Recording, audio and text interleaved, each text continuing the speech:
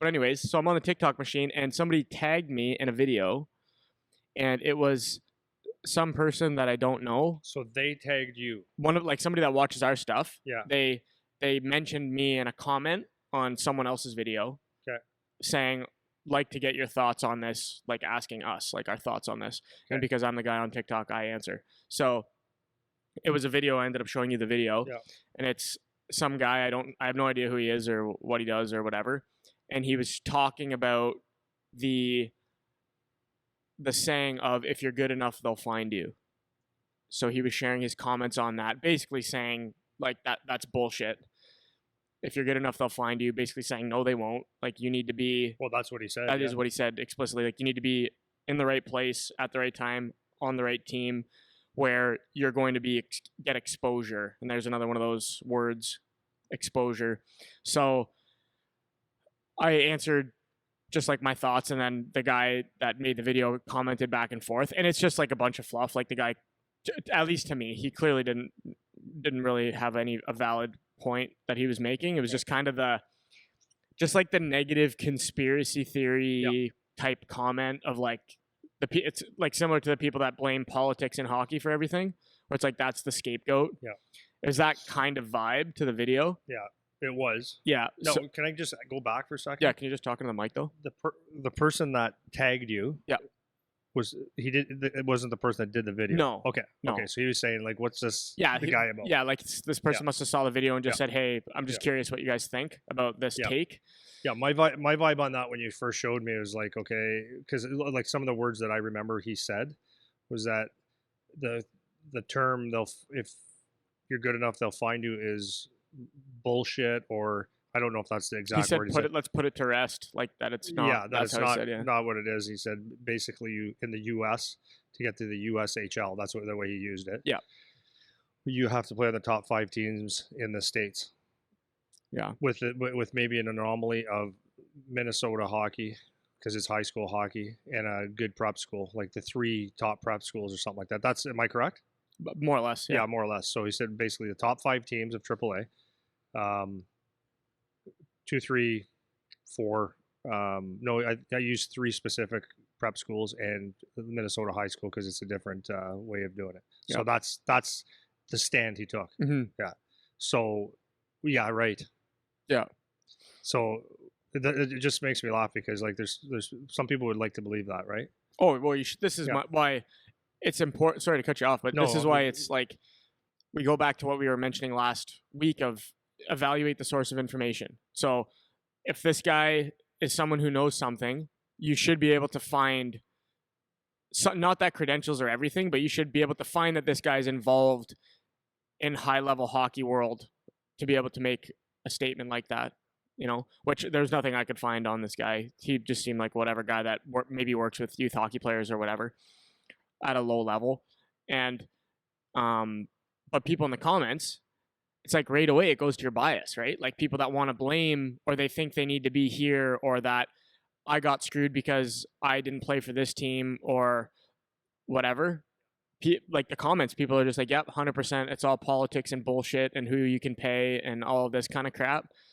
And so that was what it was, just validating that for so many people that think that, because you're happy to agree with someone who says what you think already without really evaluating the information. Yeah, well, it's always nice because that's one way to say, yeah, I got screwed because I can't afford to play somewhere. But so, like, the real simple answer for me when you're talking about that is like, I know for a fact, like, I'm in the hockey world, and that's simply not true. And now I'm going to qualify one thing: I don't really know the USHL that well, but I know that they want the best players, just like the CHL does, and so do colleges. I know that they don't just say we're looking at 5 teams. So number one, I don't know how the USHL works. I don't know. Like, in fact, if we talk about like in Canada, you won't find a whole lot of scouts or any scouts following around spring tournaments because they're not getting paid for it. Unless you have someone that does that on the side or is around the rinks, just likes to watch hockey and keeps an eye on it, because that could happen. That's like, but for the most part, that doesn't. So, but in the U.S., possibly, maybe their scouts do a little bit more in the spring and summer stuff. So I'm not saying that couldn't happen, because that possibly could, right? It's not the exact same criteria as it is here. But I know that most people don't work for free, right? And they know where to find players. And anyways, that's that. Second thing I would say to that is I coached in the States, and I coached against a guy named Alex DeBrincat, and I brought his name up before, and he was not on the top 5 team in the United States. And I don't know his USHL status, whether he got drafted or he was getting tendered. That's a term they use over there, or whatever. But I know he would have. But he was drafted by he was free agent by the Erie Otters. Okay. So there's a guy that was not on a top 5 team. And we could go on and on and on and on and on and on. So I know for a fact in the hockey world, it's not that. Now, having said that, people could say, yeah, but, and let's do the yeah, but thing. This is one thing I would say, though. If you are on a top team, you do get some extra views. That's for sure. Why? You play more, and you got more guys on the team that are, if you have a really good team, you're probably playing with better players. Yeah, you go farther in tournaments. You go farther in tournaments. In general, your team should just have some better players. Therefore, if the Erie Otters are looking at a tournament, they want to make sure they catch this team and this team a little more often, because they maybe have a couple more high-end prospects. Now, having said that, some of the prospects there that are mid to lower level, maybe they look better than what they are. Scouts kind of know that a lot of the times, and sometimes they don't look as good as they can look because they're playing against someone that stands out a little bit more. So playing on that top team could be a benefit, and it also could be a little bit of a detriment. And flipping the switch on that one is, if you're on a very poor team, can it affect your draft ranking or your evaluations? Yeah, it can, actually. It can, but not to the point where, because if you're good, you're good. And being really good, or being the guy on a team that's not very good, you stick out like a sore thumb. So now, and it always goes back to the same thing, is in drafts, in recruiting, in the National Hockey League, the Olympic teams, mistakes are made. Some guys go through the radar and they just don't get noticed for some reason. And then maybe they do later on. If they're good enough, they typically do. At some point, they typically do. Very few hockey players that play, that stick it out and play, don't get noticed, because you're gonna, you know what I mean? You're gonna get noticed at least a little bit. Jalen Chatfield was another one. That's another defenseman that I worked with. He plays for Carolina now, and he tried out for one of my teams in minor midget, and he just wasn't one of our top 6D. And guess what? He was the only one that made the NHL. Does that make me stupid? No. Maybe I just didn't see his potential. But at the time, he was 16. Yeah. He was an older kid, so he was 17. He wasn't a kid, but then he came to the Windsor Spitfires, had a great career here, and it took a little bit of time. And now he keeps at it. Just keeps at it, and he's got a nice little career in the NHL right now as a defenseman. Yeah, and so you basically just explained what I was trying to respond to a little bit in that video, just because you can't obviously get into the details in a comment. But the problem with videos like that is there's little hints of truth to what they're saying.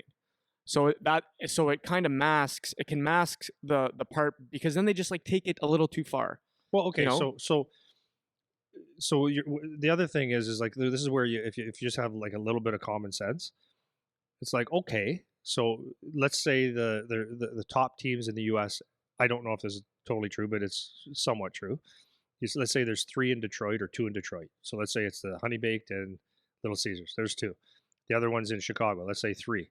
Another one might be it changes year to year, but let's say there's 1 in California and 1 in New York. So you got 5. So what if you live in, what if you're a really good player in Colorado? Yeah, Maine. And you can't play on a top 5 team. Does that mean you're done? Doesn't make sense. What if a kid can't afford to move it? A family can't move their family to a big city 5 or 10 hours away to play on a top team. It doesn't make any sense, man. I know. Doesn't make any sense. Right. So at the end of the day, yes, teams that are at all the tournaments and the best teams are going to get looked at probably a little bit more. But there's a good and a bad to that too. I know. Because now you can overvaluate a guy. And this is too much. This is kind of what I was saying, is like the hints of truth of what the guy is saying is like you do get more exposure if you're on a better team to a degree, because you play bigger games, you go further in tournaments, you play in the finals or quarterfinals, semifinals, you get deeper into the playoffs.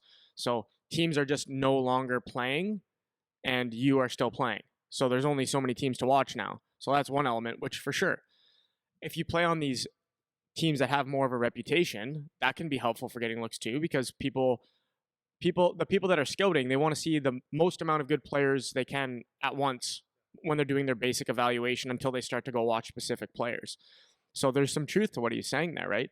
But they take it too far. Then they say if you're not doing this, that means you have no shot. That's what he said. Yeah, they're not just going to magically find you. That's what he said in the video. And it's like, it's not that it's magic. It's that they're going to find you, because if you're good, could it affect, to your point, where you go in the draft? Maybe it could, but if you're good, you're good. And the guys that are good, it rises to the top, man. You rise to the top. The guys that stay at it rise to the top. It's not a career ender. It's not the determining factor if you don't play on a good team or on a prep school team or whatever this guy's trying to say. Well, it was 2 nights ago after I was done my video thing, I had to take a call from one of the GMs. Mm-hmm. Okay, he asked, "Hey, can you give me a call back?" So I said, "Yeah, I'll call you at 8:00 when I'm done." So this is like another example of like, yeah, they might not be totally. They know who you are. So there's resources that they use, me being one for this person. Okay. And he said, okay, I got an idea of, I've seen some of the guys down there, but like, I'll be honest with you, and no surprise to me, he goes, the teams in that area right now, they weren't very deep at all. And, I saw what I needed to see, just would like to have some other thoughts. So he goes, hey, who, in your opinion, who would be the best player in that area? So he's seen them, and he gave me some feedback on what I thought. But he didn't go and analyze them to death. He saw what he needed to see. Now he used other references to validate or to do a little bit of background, right? So my point to that is, yeah, whoever Joe Scout for whatever team it can't be in 40 different, hundreds of different places all the time, but they farm some of it out, and they rely on people maybe like me or other people. Like I'd be one person of probably several that he called about a few players to say, like, this is what I think. What do you think? And it validates his point. So like, there's one that's actually, in my opinion, is probably going to go fairly high. And he would just, when I gave him like the this, and this about him, and he goes, okay, that's really good to know, because I think I saw that. And Andy, do you think this, like with the skating, this could happen? I go, yeah, 100%, or no, right, whatever. So they know. Yeah, they know. So just because they don't watch you 50 times. So now the question is, if you get drafted or committed early in college, if you get drafted early or committed early in college, is that better? Like, is it better to be a 3rd round pick than a 7th? Maybe, and maybe not. Right. The point is you got your foot in the door, and now it's after that you got to prove it. Yeah.